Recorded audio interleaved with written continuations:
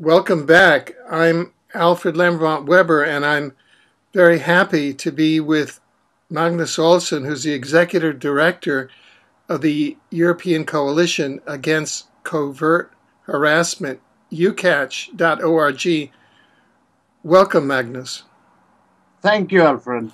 Now, you quite recently, on the 16th of November 2013, were the subject of a second assassination attempt by remote suffocation, this one just after you had met with the World Organization Against Torture in Geneva. Could you tell us about that assassination attempt and how you survived?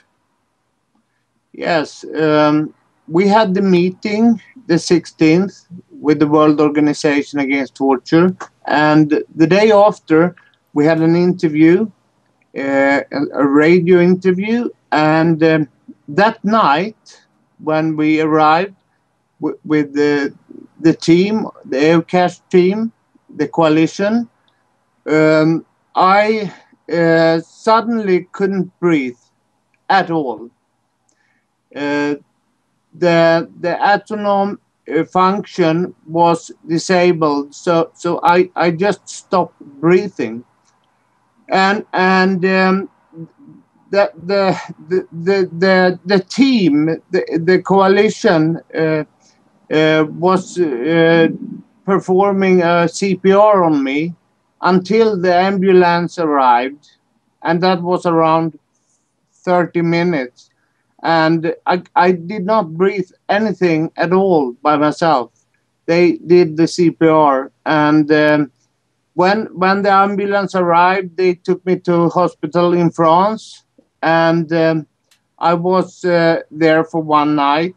And when I woke up, because I became unconscious while this happened in an early stage, so I do not have any memory from what happened after that.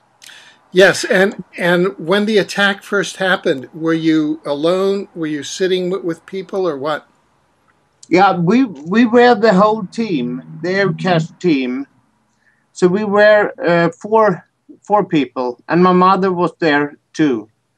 And she is very she knows a lot about medicine. She's a nurse. So she could start the CPR immediately. Now you suffered another assassination attempt by remote suffocation on October 29th. What do you think is the mechanism of this? How are these done? By what mechanism? Well, when you have an online brain, but when you are connected to the supercomputer, they can, by pinpointing overstimuli, evoke different potentials, and whatever they do wish. For example, change the way the autonomous system is working. So they, at the first murder attempt, they switched off my breathing, and I woke up in the from sleep, and then I could by myself walk to the bathroom and see that I was blue in the face and so on. But that was a different attempt in a different way, because this time, the 16th, it was much more severe. They really switched off and made me unconscious immediately. So this was much more. It was much harder. And when the supercomputer, when you have the online function, both it's a two-way communication, and when you do have the ability to, even by the overstimuli, to evoke these different kind of happenings. For example, the remote suffocation thing. There is a lot of victims, a lot of TIs that have been experiencing this that I didn't know before. But when this happened to me, and we went out with the last interview, Alfred, there was a lot of people writing to me and telling that they had experienced just the same. Yeah, there was an American activist who, in fact, was assassinated, was murdered about a year ago in September of 2012 with a remote heart attack. Is that correct?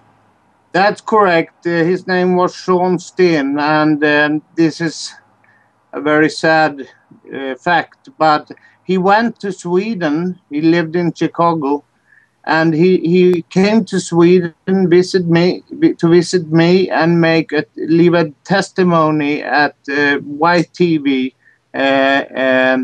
Henning Witte's television, online television.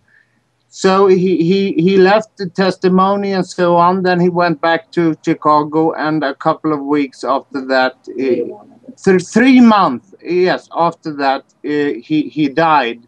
And there is no actual description of how he died, but it seems that it could have been the same thing, about the same thing that they are trying to do with me. Now, you had mentioned that sometime during the attack, the perpetrators started talking with you telepathically and threatening you. What did they say? They said to me, Magnus, if you succeed with your work once more, we will kill you. And yeah. No, go ahead. Yeah, but this is something that they have used in the communication, and then they used to mock execute me in the first 3 years. They tried to scare me really bad. So it's hard to say, but you get used to this kind of treatment. Now, what is some of the work that you were doing? For example, your meeting at the World Organization Against Torture. What are some of the subject matters that you're dealing with that they feel so threatened? Well, we are on the brink to disclose the worst crime ever committed, and in Europe. And even around the world, this is happening, and we are doing this in a lot of different ways. For example, we have just passed legislation to the Libe Committee in the Parliament, and I mean, this is the Human Rights Committee in the European Parliament, correct? Yes, that's correct. Right, and that's a European Commission regulation to ban all of these electronic weapons of torture, including HARP and chemtrails, in the European Union. Yes. Right. So that was one of the main subject matters at your meeting.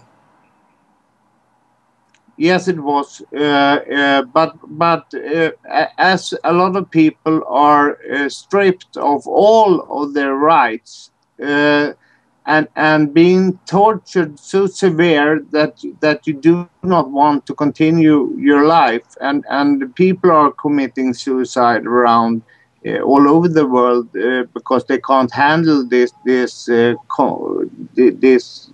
crazy way of treating humans. I mean, nobody wants to live like an open book, and you do not have one little small secret, and they are playing with your life as it was a game almost.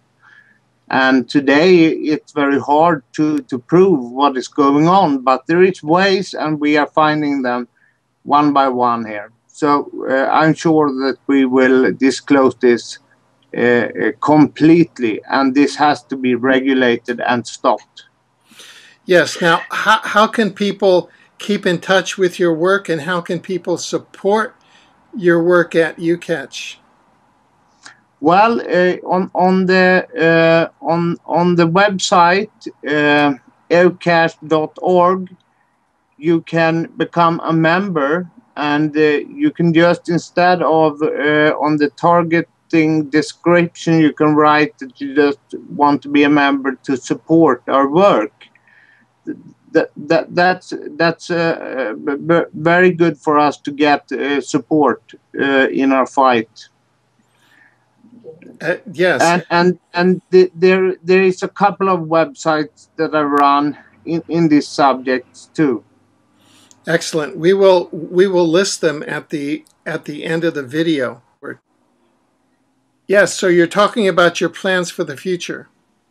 Yes, I was interviewed by Russia Today, Daniel Estulin, and that documentary about mind control is a very good one, and it's something that I recommend all the viewers to have a look at. It's just half an hour, and it's actually disclosing what is possible by this technology today. What we are carrying out right now in the Parliament and the Commission and so on, it is a kind of work together with the support of Russia Today as one of the supporters, and because they do want to disclose this too, because they after the show that was aired, that I was interviewed, they got 20,000 emails from people around the world, and there was just 11 million viewers on when it was aired. So we will continue with our cooperation. Thank you. Are there any final words that you'd like to leave our viewers with? Yes. Please do support us, because this is about our future, and we do not want our children to be electronic slaves. Thank you. Thank you, Magnus, for being with us, and we look forward to being with you in the future as your work develops. Thank you very much, Alfred.